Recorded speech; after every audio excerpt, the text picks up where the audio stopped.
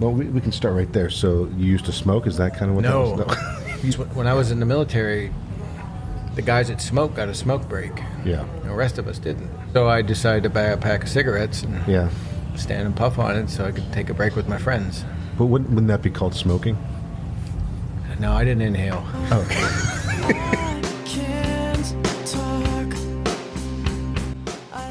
Well, hey there. Thanks for being here. Today I'm going to bring to you a good friend of mine, John Diziak. He's one of the people that I thought would be a great interview because he started multiple companies and he also does it from a unique place. His work with the Fresh Start Cafe is very heartwarming and it's great stuff. And he's got a great heart for people. And I love that. And I want to bring him to you because I think John is a decent, good guy that we should all get to know. And part of the fun with this show is I get to celebrate people that maybe you don't know and maybe you get a chance to find out about. So sit back, relax, and enjoy your time with John Dziak. Where'd you grow up? I grew up in Canonsburg. Okay. Up through 5th grade. I went to Boiler Manor. Okay. Had Mr. Josefchek. And then my dad got a job when I was 11. He got a job in Washington at National Kneeling Box. And so we moved up there, and then I graduated from Trinity. But then ended up coming back. I married a Canamac girl and been here ever since. Now you stay here. I think that happens a lot. My wife went to Canamac, so that's where we live. And it's just a happy way to go through life that way. But let me ask you this. Now, the reason that we do this program is because it's a great chance to meet entrepreneurs and get to know them and hear their stories. And so my first question to you is, do you remember what your first business was? Did you have like a lawn mowing company? Did you do stuff like that? Paper route? Well, growing up, yeah. I think I was 14. I had a paper route. Okay. And had 140 some papers before I went to school in the morning. Every day? Every day, 7 days a week. Like a Observer reporter? Mm-hmm. Okay, that's good. Yeah. You learn the value of hard work at that point. Yeah, and that was hoofing. Yeah. Although thankfully my mother, when it was really cold, she took pity on me. She would get up and drive me around when it was like below 10. Okay, so you never did the lawn mowing thing, just the paper route. Oh, no, I did that too. Okay. Yeah, I mowed a few yards. Yeah. Mrs. Greco, wonderful lady. Yeah. An hour and a half for $6. And she lived right up behind my folks. And, $6 for how much? About an hour and a half's worth of work. Okay. Oh. But I made it look nice, and she gave me lemonade afterwards. That's good. Good relationship.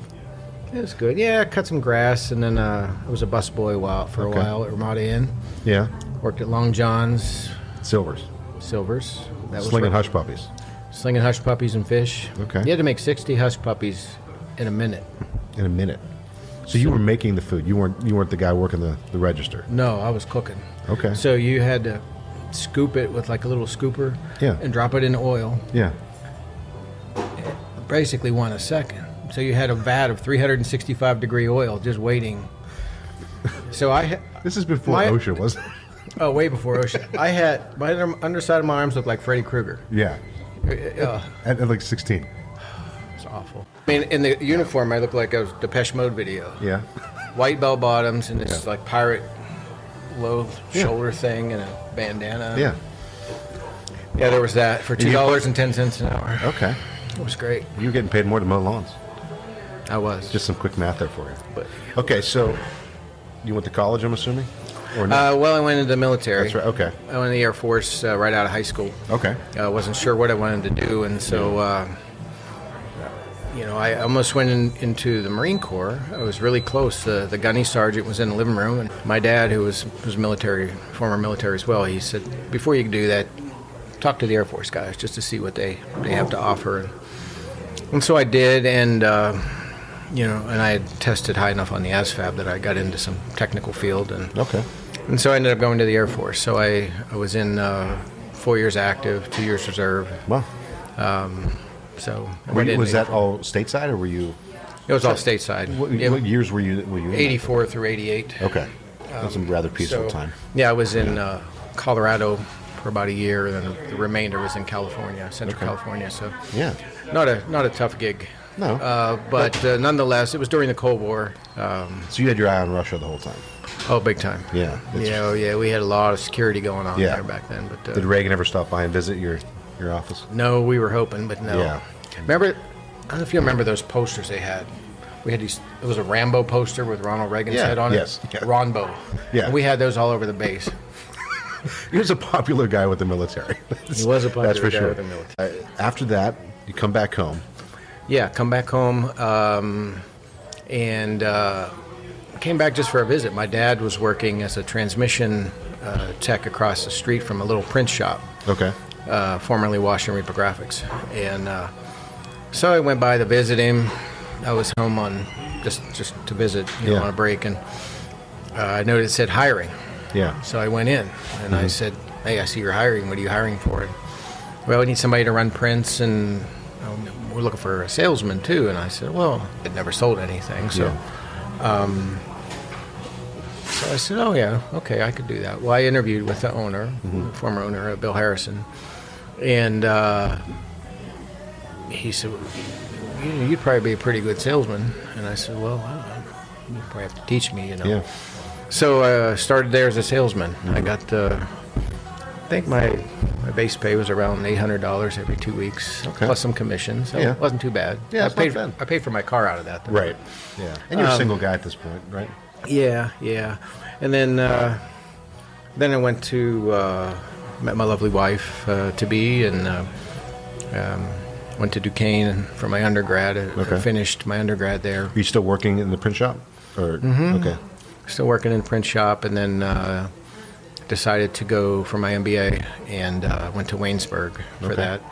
I got accepted to CATS at Pitt, but driving to Oakland was always challenging. So Waynesburg had just opened a satellite place right here on 19. Okay. And it was really convenient. So Yeah. for 2 years, 3 nights a week, 6 to 10. Yeah. And And you were married at this point. I'm married at this point. Did you have kids? Yep, I had at least one. They were little. Yeah. So thank God that went through. Yeah, I definitely did, because I remember I have a graduation picture, my master's graduation with my oldest one. And about a year after that, I don't know, I felt the urge to do something different. I had gotten into a little more into the business, got a feel for it, and I decided to talk to Mr. Harrison about buying him out. Yeah. And so we had that Was conversation. he getting older? I mean, He was getting a little older, and was he dropping hints like I can do no, that? he really wasn't dropping hints. I just felt like I wanted to take the reins of something. Yeah. You know what I mean? And which is probably one of the reasons I didn't stay in the military. Too many levels of people above you. Yeah, you just did stuff because you were told to. Right. And no questions, no explanations, just do it. And in the military, you're not allowed to question. Right. And That's when my I point. started to question, it was time for me to leave. So I went to a bank and borrowed about almost $1 million to buy Washington Reprographics. Mm-hmm. Wow. And so I mortgaged a house, emptied what savings we had, and sold my wife's van, and maxed out some credit cards to get there. This podcast and all the programs here on the Mentrepreneur Network are all brought to you and powered by Strategy. Strategy Virtual Marketing is the local entrepreneur's best friend. If you are not being found like you'd like to be found, if you don't have the leads coming in that you'd prefer to have, reach out, strategy.io. Our objective is to help entrepreneurs get to the next level. We are for entrepreneurs, by entrepreneurs. We're here for you. So check us out at strategy.io. So your wife's working, so she's providing some stability as you're going through this she was. process. She had gotten a job initially as a permanent sub. Okay. And then as a school teacher for Cannon McMillan, Right. Elementary. And at that time, they're providing benefits and everything. Mm-hmm. So, So we had some benefits. So she carried you. If it wasn't for her, she's been carrying me for a a long time. Right. Poor woman. But at the end of the day, she always had the faith, and in me and what she felt I could do and capable of, and all those things, and it's necessary. and never, and and never questioned that judgment. It was, it was steadfast. And like I said, even when we were getting ready to close on the thing, I would call her and say, "Hey, bank says I need another $30,000 in the account." So we would max out a credit card, take the cash, and then when it came due, we'd get another credit card. So thank God we had good credit, and we would just roll it.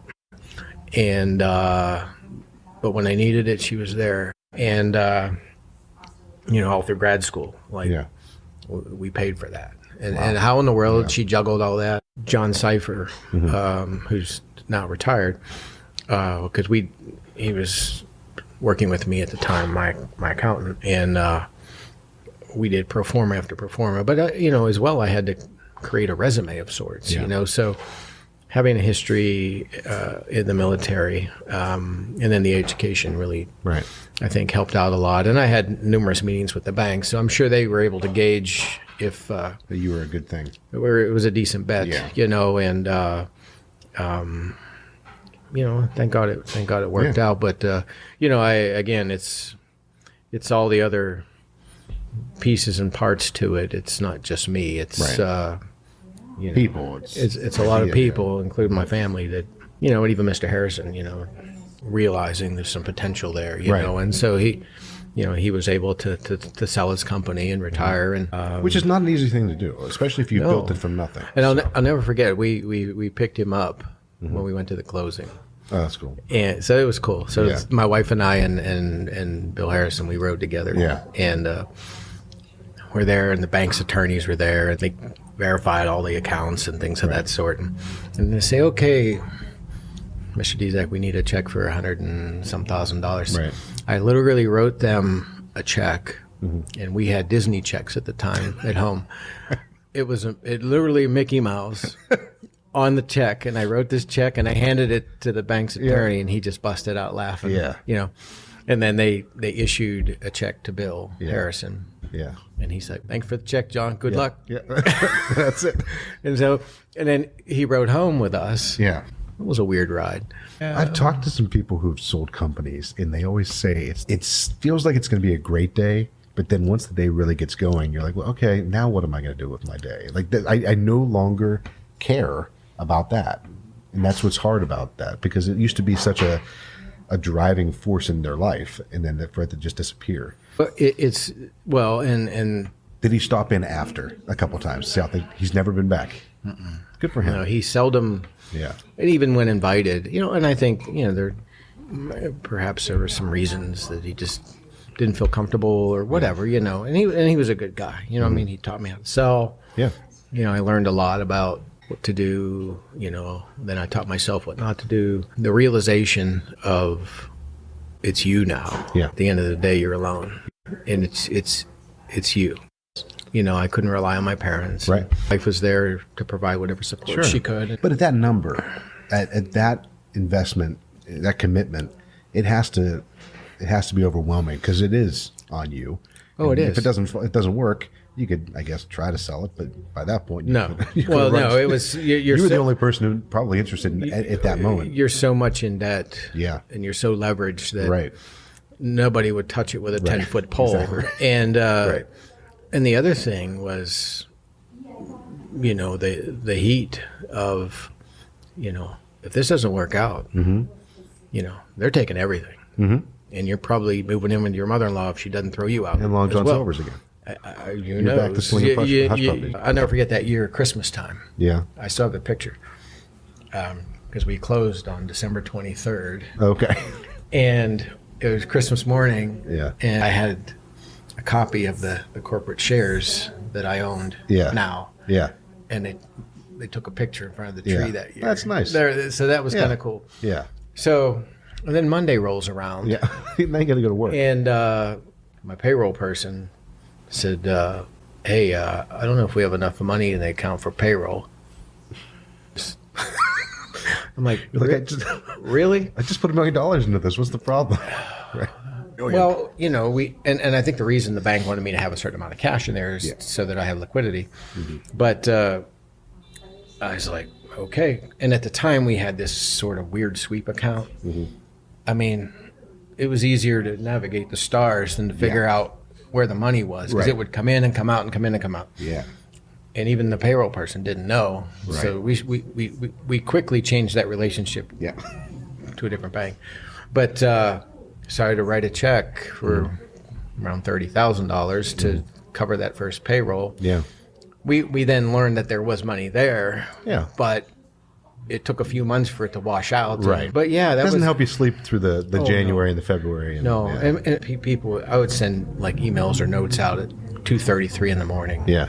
Because I would wake up in the morning and I'm crunching numbers. You Yeah. know, like, I can move this here and I can. And I would send stuff out, and I'd come to the office, and they're like, "Dear Lord, man."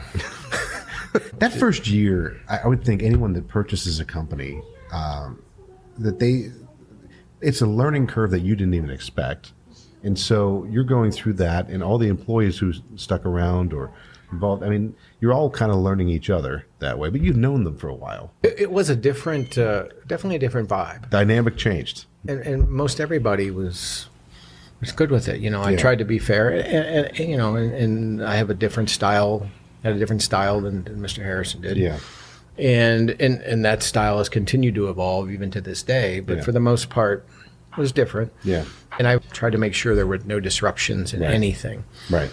and then we quickly set on a path of conquest and world domination. And Dominate the market and take it over. well, at that time, when you're so leveraged, Yeah. you need debt service coverage, Yeah. profit Yeah. when you borrow money. Right. Well, the only way to do that is to sell more to have more profit. Mm-hmm. And even though, okay, I made X amount of money, well, because you don't pay debt service until after all the bills are Right. paid. That's a balance sheet item. Right. Well, then Uncle Sam wants his piece of that. Well, Yeah, is it's that weird. it? Yeah, it's weird. So yeah, it's just bizarre. Yeah. But nonetheless, so for many years, chasing that coverage number and making sure that we, because you got to watch, times get tough and banks get tight. Yeah. They could call your loan too. Yeah. At which point you're toast. Right. So, but thank God we kept doing it, kept growing it, and thankfully I had a lot of good folks around me. We just kept working and working, and Yeah. So how many people worked for you there? And then I want to get into where it led to. it ballooned out. It was probably 20-some, 30 back then. Mm-hmm. At one point, I think I had 7 retail locations. Okay. Was that something you changed? Mm-hmm. So there was one operation in Washington. There was one and one in Robinson. So so there was 2. We had something in town too, but I moved and relocated all of them. Okay. And then added a bunch. Yeah. When did you change the name? 15 years ago. Okay. Or more. And one of the biggest challenges with Washington Reprographics, I don't think anybody knows what that word means, Right. unless you're an architect or an engineer. Right. Well, that was our business. Right. Blueprinting. Right. But as you can imagine, that's a very narrow sliver of a market. Sure. And your revenue would swing 40% month to month. Very difficult to manage cash flow with that. I would think. Yeah. So I decided to get into wide format color and some other things, Right. and which grew into what it is today. And plus the technology had changed. So back then you would print things and distribute them.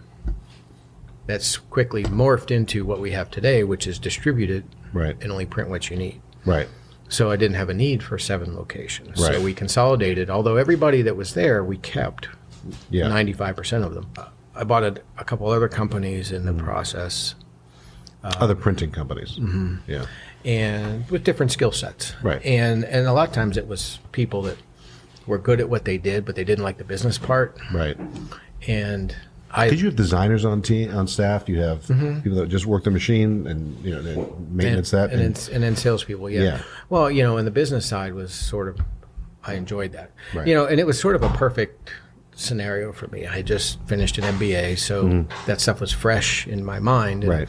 being able to use, that education and then quickly apply it Yeah. to real world. Right. I went to college and I still have used not one bit of it. I'm waiting. What's funny? It just, we'll go borrow some money. We'll figure it out. That's exactly right. It does. It does help when you have that on your resume. Yeah, that's what you're paying Yes, for. That's why I asked. I said the MBA when you purchased it, was it a little helpful that they saw? That Oh, it was immensely helpful. Yeah. Just to have a global understanding of Sure.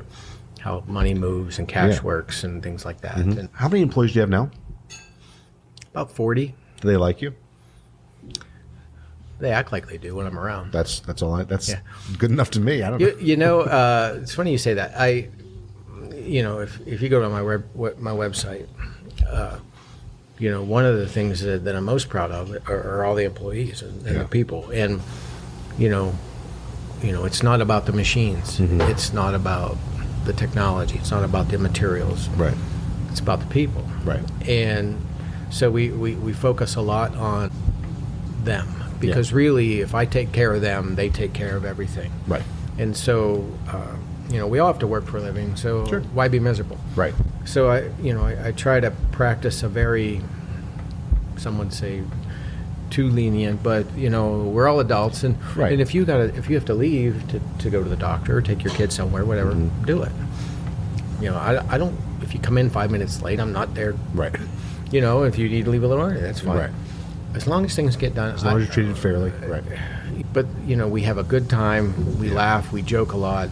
Every person at your company, because I've had to deal with a lot of things with you guys, every person is genuinely nice and easy to get along with, and I could see them all, and that does reflect on you, obviously. But because I couldn't imagine working for somebody that I couldn't stand or couldn't deal with, and so clearly, you must be likable. I like you, so I guess it makes sense why other people like you. Well, you're one. Oh, at least one, right?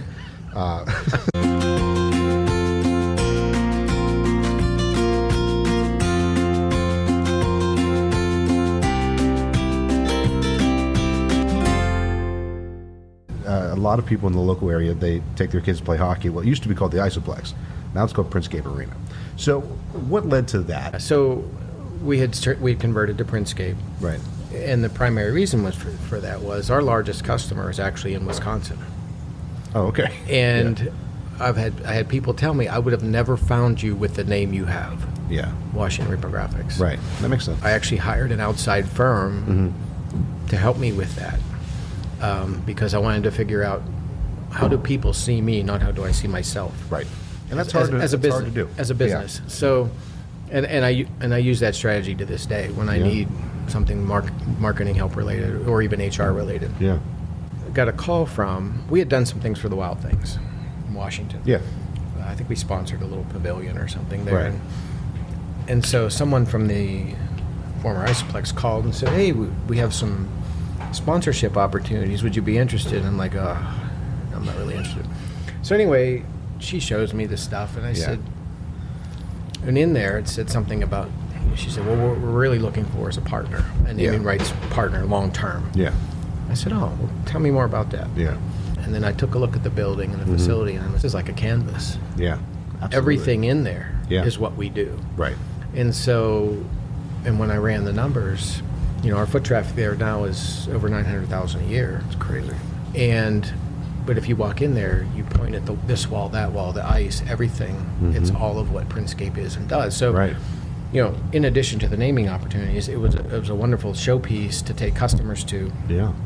And it was, and I had a lot of people look at me sideways when I did that. Yeah. But fast forward, we've had it 6 years. Yeah. And people know the logo now. Yeah. They know the name. Yes. So the brand equity has Let's talk about what PrintScape has provided for local schools. The artwork you're providing is showing the history of the school. Especially the Trinity one was the first one I saw and went, I could stand and look at this wall for hours. It's amazing. Is that a product you came up with? Is that something you've seen elsewhere? Well, a lot of what we do is, I have very talented designers and creative folks. But, at the end of the day, we really help the customer realize a vision. Yeah. And sometimes it's something they don't even realize they want. Right. But, I say, well, what's your goal here? What do you want to say here? And they started talking about the history and the legacy of the school, and then they put in that Sports Hall of Fame down there. And so together with the athletic director, we gathered up stacks and stacks of yearbooks and pictures. Crazy. And then our designers started to piece it all together and created that. And we've done it at Carlington. Okay. We did something at Carlington. Yeah. And so that's kind of what it turned into. But it's Every school should have it. really does talk about the legacy. We've done some universities in the same context. Even organizations, professional teams have done it now, and but it tells the story of the organization, right? And and I think it legitimizes what they're doing, and they see the people that have gone through the institution, and you're like, wow, I remember that guy. You know, I mean, are there any pictures of you from Trinity on those walls? I don't think so. You didn't even sneak one in? No. You are such a guy. You have so much integrity. I wouldn't go that far. It's because I have no accolades from high school. That's why. Yeah, there are no pictures of me running for touchdowns or hitting home runs. Or did you play any sports in high school? I played football and track. Okay. Again, I don't remember winning at much of anything. I could see you. I'm trying to think of what you would have done in track. I threw the discus and the javelin. You look like a discus kind of guy. And I'll never forget Chris Tanner. I had started running one day at a track meet. He says, "Hey, you're going to run the mile today." I was like, "Okay." Yeah. And I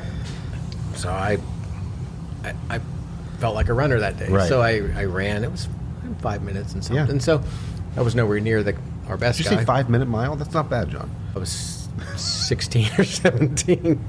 I think you could have put yourself into the mural, is all I'm saying. Oh. Are you a local small business entrepreneur looking to attract more customers? Strategy Virtual Marketing can help you get noticed online and drive more people to your business, whether it's physical or online. Get a free online presence audit and your first month of service free. Our team makes it easy and affordable to increase your sales by boosting your online presence. Let us help you grow your business. Visit us at strategy.io. That's STRADIGI.io to get started today. Strategy Virtual Marketing. For entrepreneurs, by entrepreneurs. We can talk about guitar now because the Jay Krager band. Well, yeah, there's that. Yeah, that's now. When did you join that band? Oh, I started playing just to do something with my brother. Yeah, that's cool. And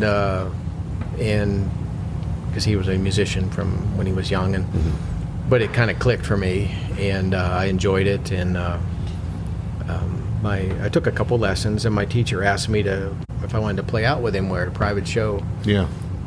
I said, it's only about 50 people. I'm like, I'd never played in front of anybody. Right. So I go and play, and there's people there, and he said, okay, first song, Brown Eyed Girl. So I'm playing bass. Yeah. And dun, dun, dun, dun, dun.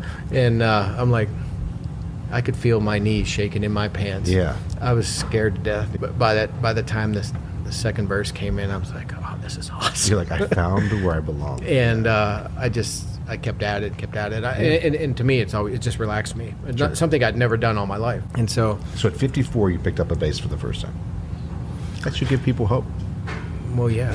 If they're interested in doing something new with their And life. then, I tried to play with some different guys. I went to this one basement over in Duquesne, and there was weed smoke 3 feet from the ceiling. Yeah. And they're all smoking. They're like, hey, you want to hit this? I'm like, I'm good. Maybe you're not familiar with the rock and roll lifestyle, John. Yeah, maybe it was the V-neck sweater I wore. Didn't quite fit in. Sorry, guys, I just left my company that I run with my 40 employees. What are you guys all up to? You can see what we're up to, John. Well, that didn't quite pan out. But and then I saw an ad in the Craigslist. Yeah. It says they're looking for a bass player for a country band. I'm like, okay. So I show up at this bar in Burgettstown to meet these guys. And, wow. And I don't know, we kind of clicked. Yeah. And that's evolved over the last 3 or 4 years. Yeah. And got to play in Nashville, a couple shows, play about 30 shows a year. 1 year more than that. And it was a bit much. Yeah. But even to this day, I play every day and look forward to playing with my buddies and playing shows, and we do a lot of benefits and festivals. Most of us are veterans in the band. See, I don't think people realize if they've done the music thing that they act like you're not thrilled if you're not making a ton of money. It's nothing to do with money. No. It's about the crowd. I want as many people in front of me as I can find. Well, there's that. I mean, It's always the music. We've but- played to 5 people. Right. Okay. To me, there's nothing better than being on a stage. Yeah. And you guys are clicking. Yeah. And it's tight. You're in a groove. And you're just in it. And I don't care if there's 5 people or 500 or 5,000. It doesn't matter. Right. And because that all kind of goes away when you're in that. Right. You know. But that's truly the vibe. Yeah. The challenging part about that is sometimes you have to play these shows at like 9:30, 10 o'clock at night. And you're a little older than 54 now, right? So. Yeah, that's hard. Yeah. But once I start playing, Yeah. I'm golden. Yeah. Does your wife go to every show? No. No. Does she wear a T-shirt when she's there? She wears a T-shirt that says, I got dibs on the bass player. Well, You know what? The woman surely has the patience of Job. Yeah. The band will come over and Yeah. we go and we play, and she just goes upstairs, and Yeah. she's been very supportive of Yeah. everything, and I try to limit my instruments from Right. being all around the house. Yeah. But no, she's very supportive because I've to play some of these shows, I've missed family events and wow. things like that. Yeah. But they're counting on you for something, and Yeah. and You're the bass player. and you kind of hold it together sometimes, Right. So Yeah. The bass players, that's part of the job. You have to hold it together. yeah, everybody calm down. The bass player's here. Right. Right. We talked earlier about what it was like to borrow $1 million, what it was like to get through that that process going through a bank, and now you do that yourself. You're part of the team that awards people the money they need to start their businesses. You know what, Kevin? It was really kind of came out of the blue. Yeah. I was invited to be on the board of directors. Yeah. And of a bank, and I got the background, I got the education Sure. experience. So when I started putting it all together, but I remember having to interview. Well, I hadn't interviewed for forever, so I actually polished up a resume, Yeah. went in, put my best suit on, that stuff. I'm the entrepreneur of the board. Right. That borrowed money, that started with less than nothing type Yeah. of thing, and so I think having that dynamic. Because we have a fabulous accountant, an attorney, an insurance Right. person. We have a retired superintendent, Okay. and somebody from the construction background. Yeah. Man, it seems like a crucial element. I mean, the people that come to you are typically entrepreneurs, I'm A assuming. lot of them. Yeah. and There are people borrowing to grow, but so I do have a different angle. So when we're looking at a loan package, I typically ask different questions. Yeah. And just because one run ratio works out and their credit score is good, Right. maybe I want to see something else because I understand the time of money, and money is time, and what that means is, well, if I have time, money buys me time, Right. And and you can, and most of the part at the board level, you typically don't even see the loans by the time they get through credit, but Yeah. but I thoroughly enjoy it, But they're great folks. It's a great bank, and CFS Bank is our bank. Yeah. We have 10 branches. Fabulous team, fabulous executive team, and real proud of that. That's really cool. I really like when you told me about that before. I was excited about that because to have that insight, you must look across the table and go, who of these people can I look at that's been in my spot before? Because if you've never been down that road, you don't know what that's like. And I talked to some other entrepreneurs. You can look at somebody like we'll be talking to somebody about their business, and we'll look at each other and go, that guy's not going to make it. He doesn't have what it takes. You don't have that. You can see in the eyes of a person if they have that, what's necessary, but you can't do that unless you've lived it. And that's why it's great that they have you on there. Well, I don't know if they'll say it's great to have me some days, but you know how that goes. But you know what, for me, Kevin, it was when they asked me, and then I actually had to interview against a couple other people, and they're like, wow, it was his looks and his personality Absolutely. that won by far. Yeah. Yeah. But that was a lot of it because having somebody that had been there was leveraged and understands that and really what it's about, that lived it. And I'm still learning. The banking world is a whole different animal. I would think. And especially today, Yeah. with all of the the tumultuous things going on in the finance sector with the Fed and the interest rates. Interest rates all over the place, yeah. Yeah, it's very challenging. But, it does give me a different perspective. And Kevin, it was the first time that I felt that I was hired because I was smart enough to do it. Yeah. You know what I mean? It wasn't. No, I get that. We spend our lives trying to make our fathers proud of us, right? Yeah. And so Yeah. it was one of those. I felt good about it I'm good in that enough. regard. Right. Yeah. I felt, okay, I'm good enough. Now I got to live up to that. But so it was a good feeling for me. Yeah. Certainly a confidence building. Yeah. Feeling. Oh, for for sure. me. Yeah. And I think God puts these things on our path for a reason. That opportunity, Fresh Start Cafe, where we're sitting, the opportunities and the people that you've heard of, the God wink and whatever. I feel those things were put in our path for a reason, and we do our best to listen.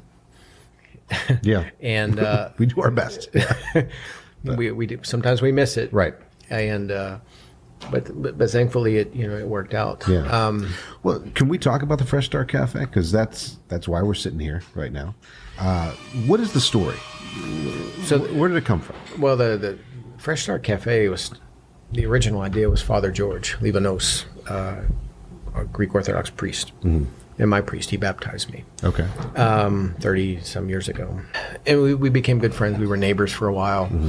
And he had this cockamamie idea about a community coffee shop, and he talked to me about it. I said, well, and at the time I knew nothing about coffee. Right. I'm like, sure, I'll donate. I'll make some signs and stuff, know. Right. And so he got a group together and it started to form, but it never happened for one reason or another. It wasn't anybody's fault. Well, it's not easy either. No, it's certainly not easy. Someone's got to run it, and the funding and everything else. So it kind of sat dormant for a while, for over a year, and then sadly, Father got sick. He got cancer and he passed away. He was only 58, Wow. And so Tula, my wife, and I were visiting with him before he passed, and he had a way of planting seeds, And we left there, and I said, I'd really like to build that. And I don't know, I just felt that calling of sorts, and so I let that stew around in my head for a while, and so I started talking to people that knew something about it, and I said, yeah, I'm going to do it. Yeah. So I formed a board, and got a brand new 501c3, the whole shoot match from ground up. I didn't have a building, there was no money really. Out of the blue, a young man called me that I had coached basketball when he was a kid, and he says, "Hey, there's a building on Pike Street. What do you think about a coffee shop?" He didn't even know I was thinking about it. That's crazy. It was a Sunday night, complete random. Yeah. So we met for breakfast that day. And he still is a parishioner at the church. And Okay. so we met for breakfast, and we started talking about it. And I said, blah, blah, blah. I started visualizing. And he said, "Well, you're not going to believe this." And I said, "What?" He said, "Well, my wife just bought a desk off of Facebook Marketplace, brought it home, and one of the drawers would stick. So pulled the drawer out, and a business card fell on the floor. It was Father George's." Wow. I'm like, got to do it now. Yeah. You have no option. Got to do it. So, and thank God, probably one of the best years I've ever had in business. Yeah. And I said, come hell or high water, I'm doing it. Yeah. And so, because God knew I'd need the money for something. Right. And so, started down that road. And then I would get a random call. So, Paul Scarmazzi called me. "Hey, do you want some help managing the contractors?" Yeah. I'm like, holy cow. I'm like, I'm doing it. Right. And he does. He's a builder, man. He's he perfect. knows what he's doing. And yeah. and they were very supportive. And his wife, Lisa, picked out the furniture that Father George had inspired her to pick out. Yeah. It took a year to fix this building. We had to gut it to the dirt. Yeah. But we have been open a year in March. it is truly a community place. We help everybody, and not just in coffee and treats, but in conversation, in mentoring, and you name it. And I do nothing but talk to people all day. And sometimes folks will come in and they just want someone to talk to. Right. Sometimes it's a young business person that thinking about something, or he needs help with something, or has a question. Wants to do a podcast, and he's like, or some crazy guy wants to come in here with gear and do a podcast, or whatever that is. So you believe Father George would appreciate this, All day. This is the vision. That's amazing. Yeah, and on the wall back here, there's a picture right around that one year. His whole family came. Yeah. All 7 kids. Wow. 477 grandchildren. I mean, this place was packed. It was all Leavanakia. But no, a lot of friends and supporters. Yeah. But it's not just Greek Orthodox. Right. You know, I have Anglicans and Presbyterians and Russian Orthodox, and so it's a non-denominational. It's all denominations. You know. I feel comfortable in here. I'm not Greek Orthodox, so Yeah, that's okay. You look Greek. Do I? No, that's amazing. It's really cool, and so we're basically coming to the end here, and I would be remiss if I didn't mention the Johnny Waffle, which is why people should, if nothing else, stop by this community, this place here. You know, so we of all the things in your life you're proud of, I'm thinking the Johnny Waffle. Well, I don't know if that's on the list, but it has to be. It's. I don't know. I still think that's something I was meant to learn. Yeah. For a reason, you know. This coffee shop. I didn't know. I knew nothing about coffee. So I reluctantly opened a little coffee place in the arena, in the PrintScape arena. Yeah. Because there was nothing for the customers. Mm-hmm. So a good friend, Jim Bendel from Crazy Horse Coffee, I met him at a veterans event, and he's a coffee expert. Yeah. So, and I liked his coffee, and so I decided to buy his coffee. Well, he taught me everything there was to know about coffee and how to make it and how to filter the water and da-da-da-da. But it was like I was meant to learn that for this. So you opened up the Ringside Cafe prior to this, but not in hopes of learning it. It just happened to be that which led to this. This wasn't even on my radar then. Right, I see. And then back to the Johnny Waffle. So thanks. Thanks for keeping me on track. That's all right. So no, we were visiting our godchildren in Belgium, and walking through these little towns, and you know, sightseeing. And these guys are selling these little sweet waffles on the street. It was like street food. Yeah. And I was like, oh, that's fantastic. Yeah. I don't know how many I ate that week. Yeah. It had to be 50. I mean, it was ridiculous. I would come home back to the house, and I always had a bag of them. Yeah. And I would just munch. There was just something about them. They were addictive. Yeah. Addictive. So I said, I told I said, man, I got to figure that out. So I come home, I started fussing around, figured the dough out. Yeah. And I started making them at home. Yeah. And so I'm like, everybody liked them. So I started taking them to work. Yeah. Well, and then I took them to my accountant's office, and every time I went there for a meeting, I would take waffles. Right. There's so many times they start calling me Johnny Waffle. I would walk in there like, hey, Johnny Waffle's here. I'm like, so I said, like, you know, that's kind of catchy. It's similar to like Johnny Appleseed. You went around distributing your waffles to the point that you became known as Johnny Waffle. John, who, after the last 52 minutes or so of learning about your life, this is what your life has boiled down to. Waffles. Waffles. Johnny Waffle. But, you know, here's the thing. I made them, and I never made them to make money. I just made them to make people happy because people liked them. Yeah. And speak of the you devil, can hear people are ordering. They're asking waffles. for them. They love them. So Father George loved them. Yeah. It's one of the last things he would eat. And he would call me, Yanimu. Yeah. I don't want to impose, but could you make me some waffles? Oh, yeah. And so I would make them and take them and leave them on the porch. And he was really sick. And and fast forward, his wife, Presbytera, we were talking about that. And she says, he called you. I'm like, "Oh yeah." He said, she said, "I thought you were just bringing him over." I'm like, "No, he would call and leave me a message. I can't believe he called you." We opened this. Yeah. I said, I could probably really sell those things. Yeah. They're pretty good. Yeah. People like them. Yeah. And, I trademarked the Johnny Waffle name. Good. That's good. You don't want anyone stealing that. I thought it was catchy. Oh no, It is. that's legit. How many of you sold it?